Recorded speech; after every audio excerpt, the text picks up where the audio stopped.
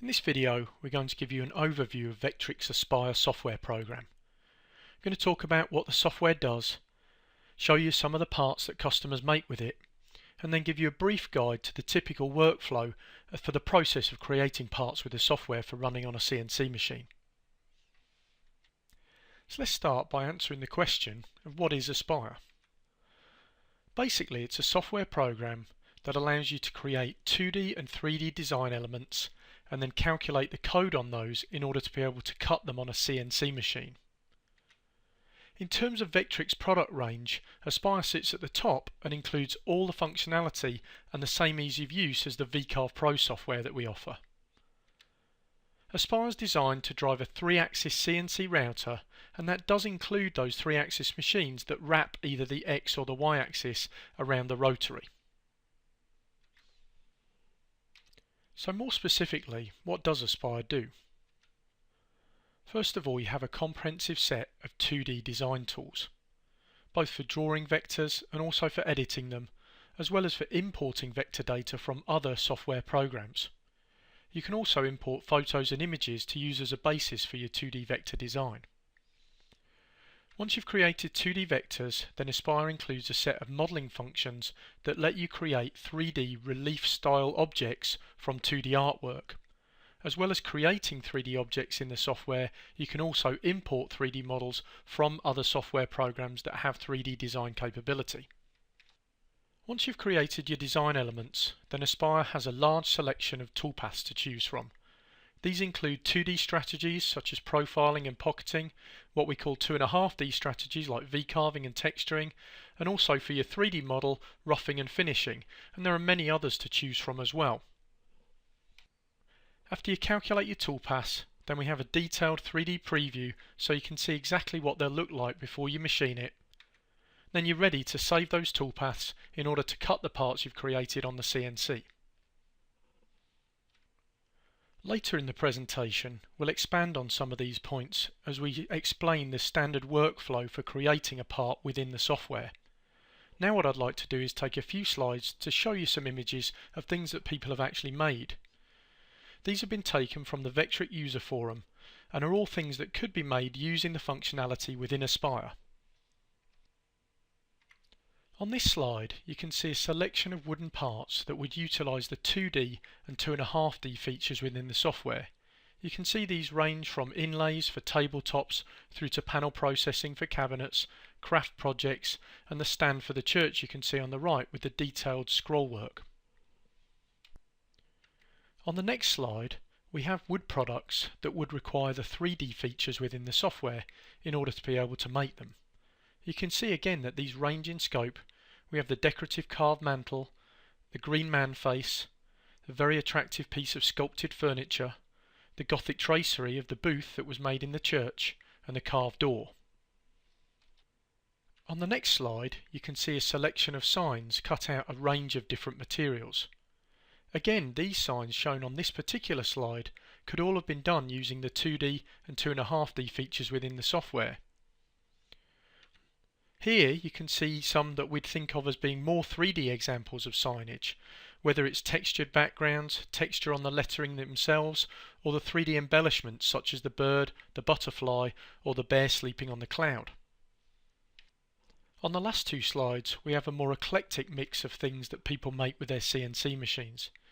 You can see here a variety of different applications, different materials and finishes. And on the last slide here again, a whole mix of different products we can make, everything from instruments through to rustic plaques, frames, wooden toys and even pizza cutters.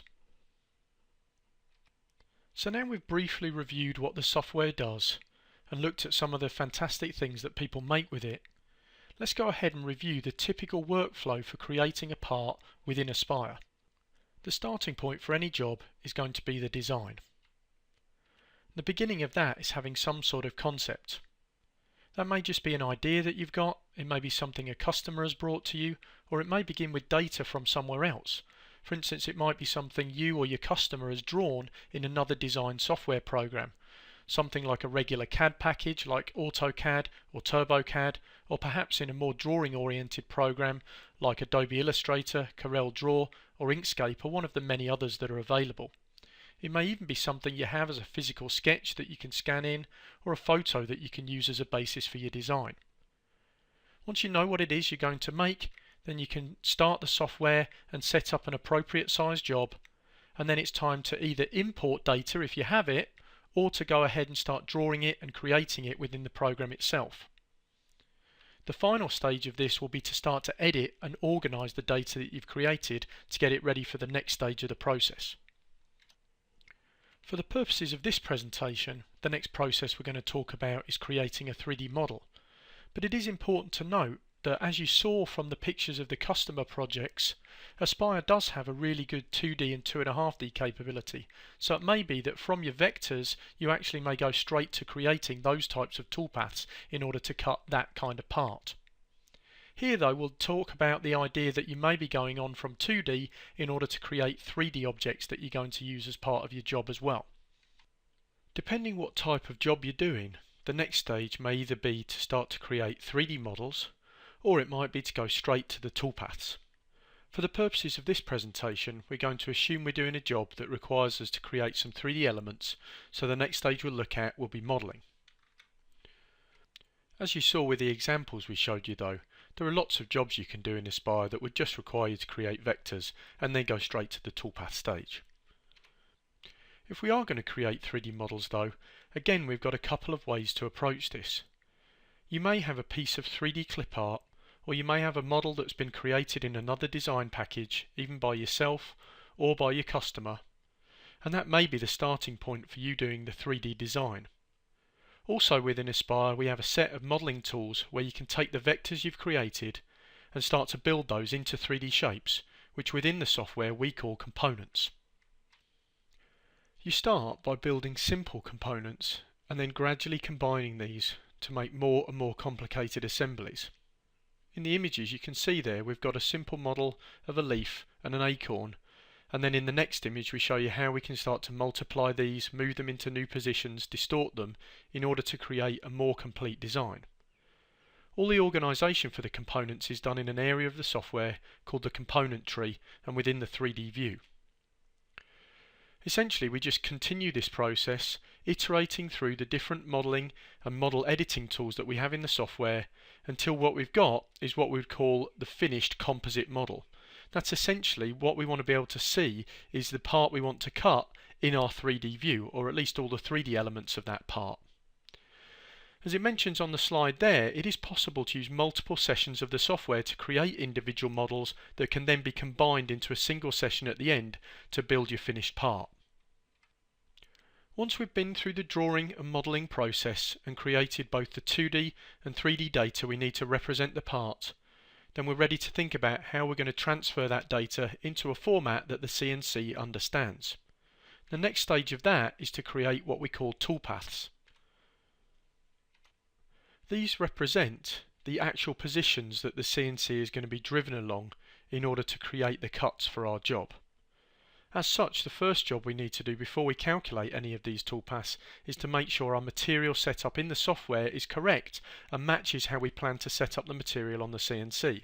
That includes the size of the material, the thickness, and also very importantly the X, Y, Z, 0 position or the datum.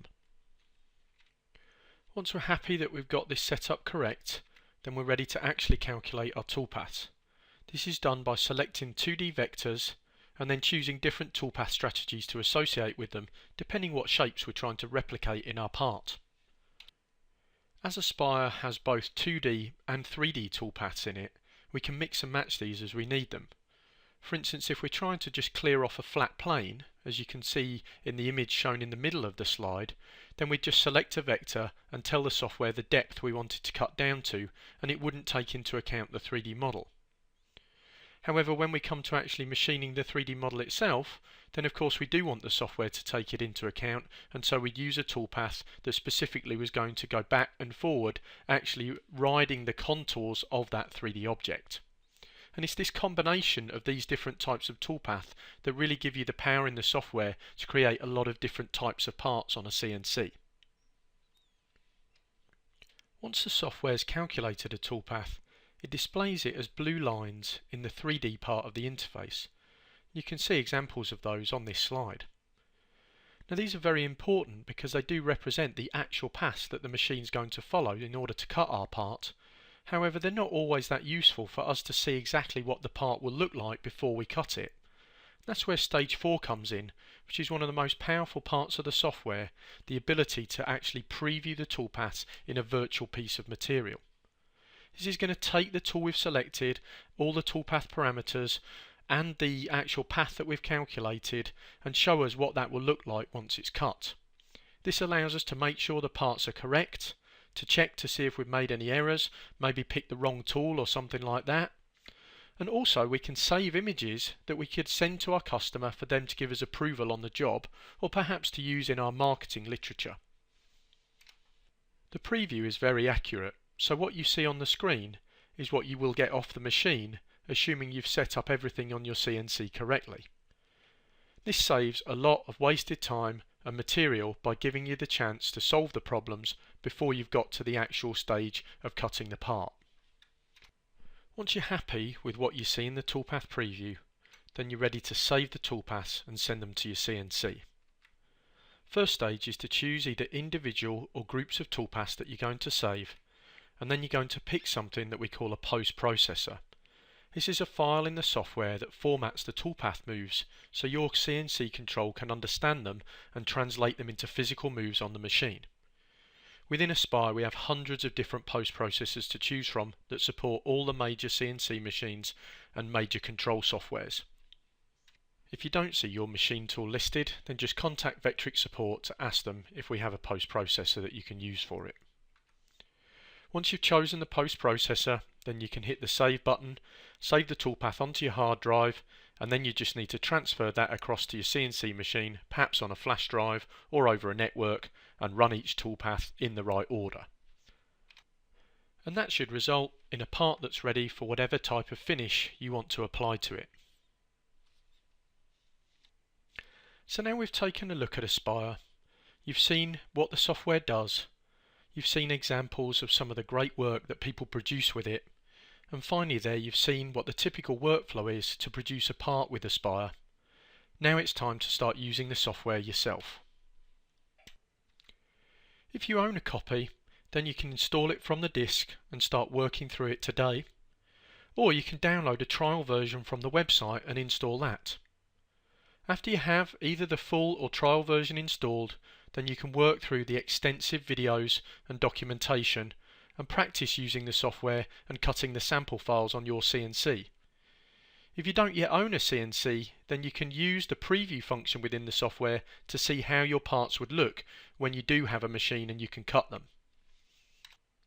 As you progress with the software, we have a great selection of resources to help you get the most from it. Within the interface itself, you can use the Help drop-down menu to access the context-sensitive reference manual. Online, we have the excellent Vectric user forum.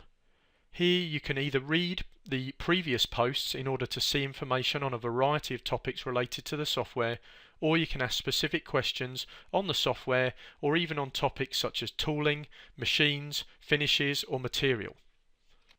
Also online, we have our support website that gives you easy access to the training material, the forum, our free monthly projects that you can download and use within the software, program updates, and our FAQ or frequently asked questions database that you can search for information about the software and related topics.